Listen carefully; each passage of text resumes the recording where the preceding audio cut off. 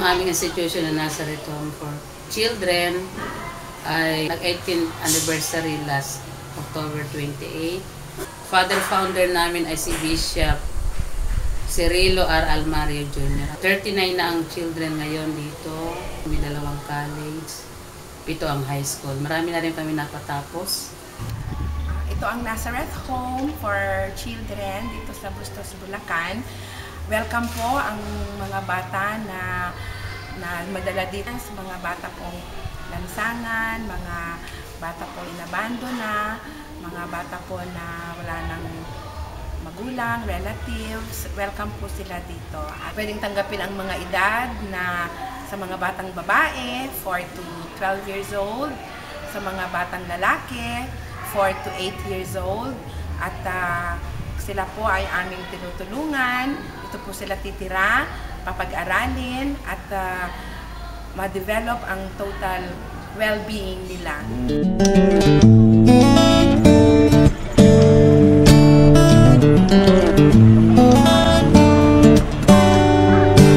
Dito ko naramdaman ang isang tunay na pamilya na hinahanap ko po.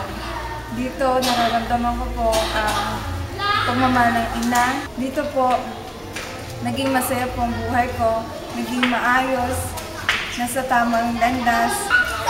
Dati po sa labas, hindi ako marunong maglinis, hindi ako marunong magdasal. Lahat po yun, dito natutunan yung mga bagay na dapat matutunan. Laki po sa salamat ko sa mga mother, pati po sa mga staff dahil po sa kanila kaya po ako natuto kung ano yung dapat kong gawin bilang bata. Saya, kahit na kung minsan magulo kami, pero andyan pa rin po yung mga madre at staff na nag-aalaga sa amin. Hindi po nila kami pinababayaan, sabi po sila nandiyan sa oras po pag kailangan po nila sila. Stronger than before, stronger than I'll ever be. And I raise my eyes to the one who let me see. Sana po huwag po kayong magsawang tumulo sa mga katulad ng mga batang natin. Kailangan po namin na mga pangailangan po namin sa pag-aaral. Kailangan po namin ng school supplies. Kailangan namin ng mga shampoo, ng sabon.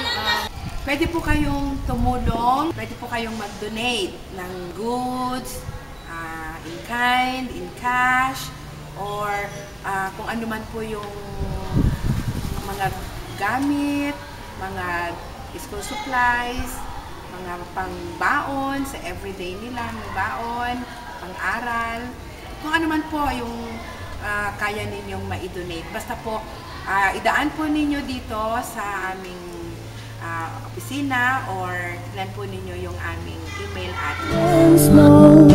I've been in places where I didn't even see the light of day. And then you came, and I'm grateful. You showed me the way back to my beautiful. I'm grateful. You showed me